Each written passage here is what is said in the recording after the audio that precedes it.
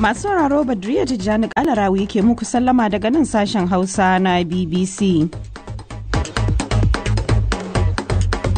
To a cikin shirin za ku ji nan gaba yau ake sa ran Isra'ila za ta bayyana gaban kotun Hague kan zargin kisan kare dangi a Gaza.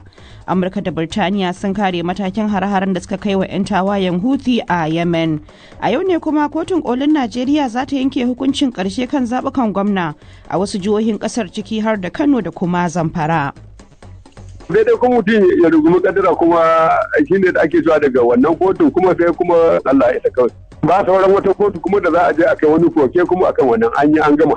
Yayin da ake dakon hukuncin kotun, cacar baka ta barke tsakanin gwamnatin jihar Zamfara mai ci da wadda ta shuɗe kan batun rashawa. Ita EFCC nan ta gama nata bincike na kwakwam akan zargin tsohon gwamna Bello Matawalle da yin badakalar kuɗi har naira biliyan 70. To me ya kawo jinkirin kasa gabatar da shi?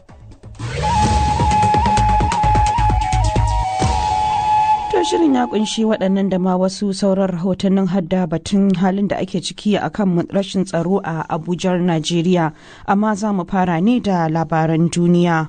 A yau ne babbar kotun Majalisar Ɗinkin Duniya za ta saurari bahasin Isra'ila kan ƙarar da Afirka ta Kudu ta shigar kan zargin ta aikata kisan ƙare dangi a yakin da take yi a Gaza.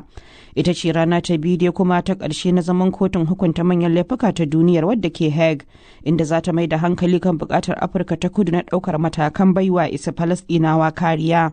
Tun da fari dai Firaministan Isra'ila Benjamin Netanyahu ya kare ƙasarsa da cewa.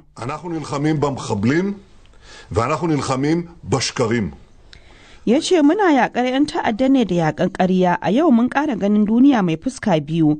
Ana zargin Isra'ila da aikata kisan ƙare dangi a daidai lokacin da take yaƙi da hakan.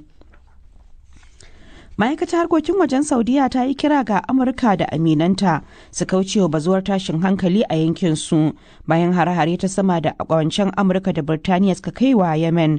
A wata sanarwa an ambato Saudiya na cewa tana bin lamarin sau da kafa.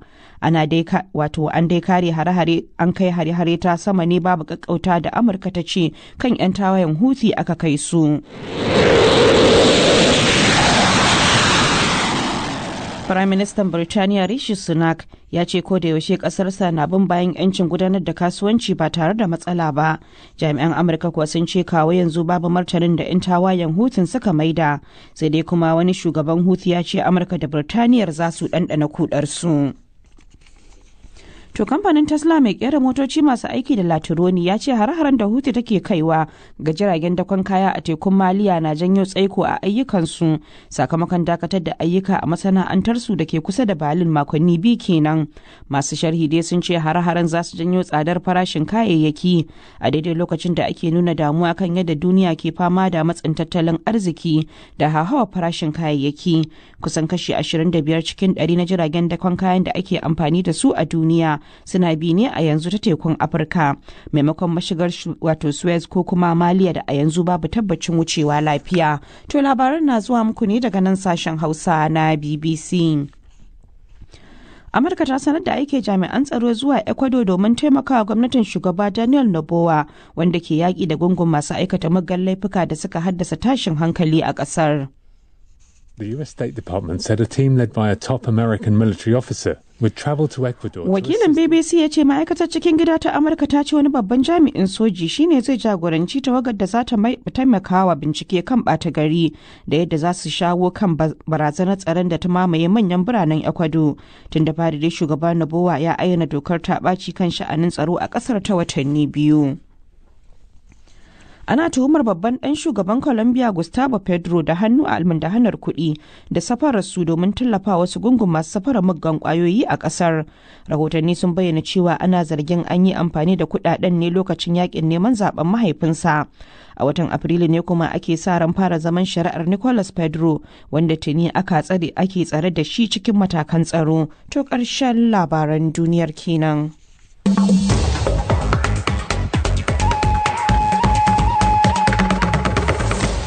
Madalla sai kuma rahotanni kasashen Amurka da Birtaniya sun kaddamar da hare-hare ta sama kan 'yan tawayen Houthi a Yemen. Shugaba Joe Biden ya ce harin da Washington ke jagoranta na haɗin gwiwa ne da abokan hulɗarsu biyo bayan tattaunawar diplomasiya mai zurfi. Ga rahoton Umai Masani Abdulmumin. Yadda aka rika ruwan bama-bamai kenan a cikin birnin Sana'a na Yemen da Amurka da ƙawayenta ke cewa suna kaiwa ne kan mayakan Houthi da ke samun goyon baya daga Iran. Mayakan na Houthi sun yi ta kai hare-hare akan jiragen ruwa a tekun Baharum tun soma yakin Isra'ila da Hamas. Shugaba Biden na Amurka ya ce dakarun ƙasarsa ke jagorantar kaddamar da hari a Yemen saboda ba za su aminta da ƙoƙarin tauye 'yancin zirga-zirga akan tekuna ba.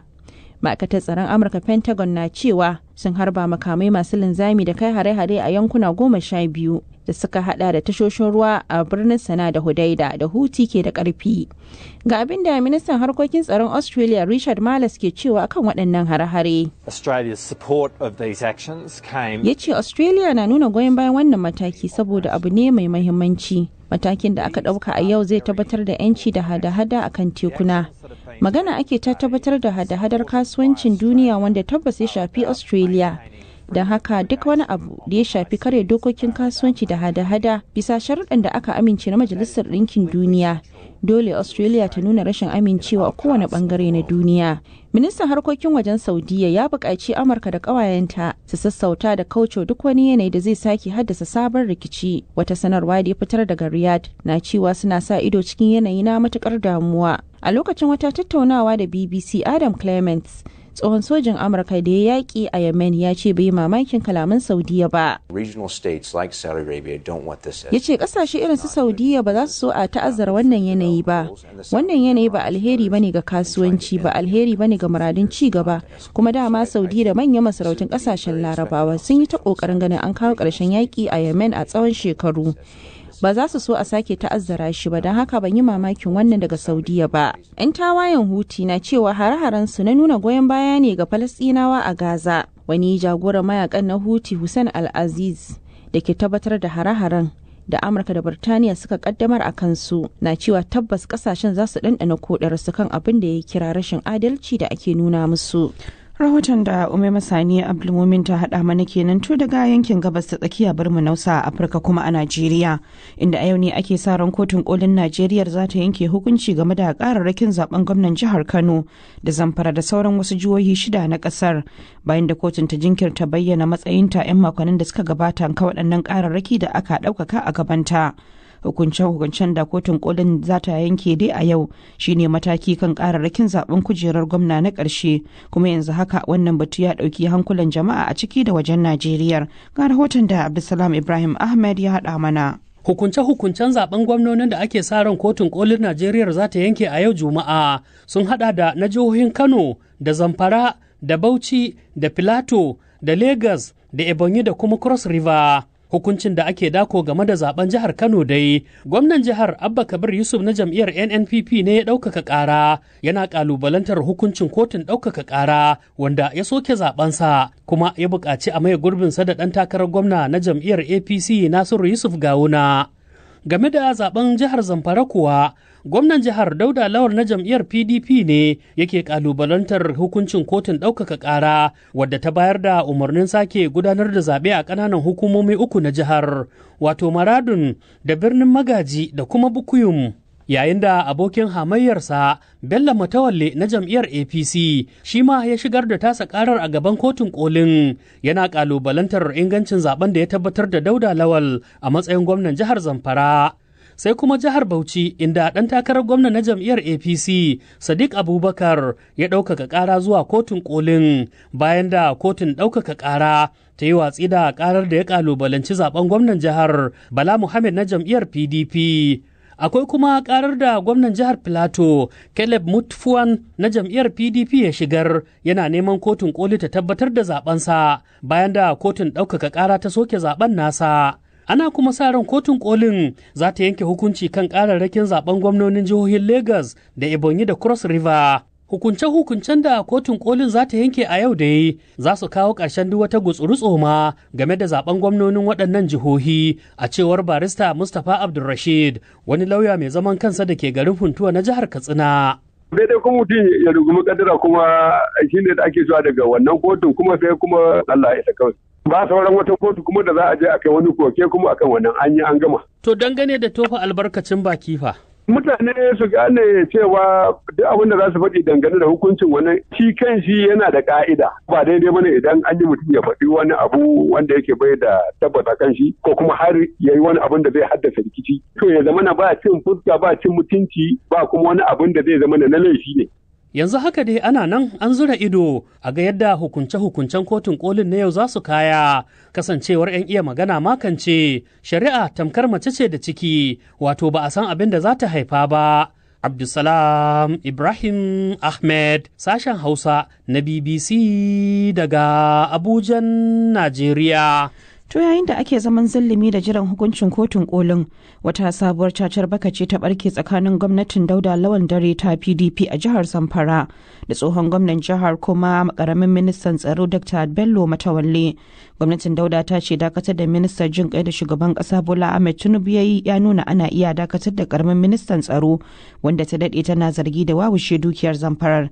Sai dai tsohon gwamnan ya musanta tare da cewa hasada ce kawai saboda ya zama minista. Ga rahoton da Abdullahi Bello Diginza ya haɗa mana.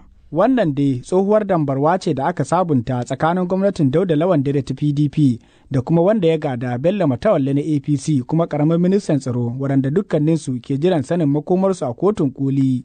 Gwamnatin Dauda Lawan Dare ta ce idan har za a dakatar da ministan jin kai Beta Edu to shi ma karamin ministan tsaro da ta zarga da rashawa bai kamata ya sha ba.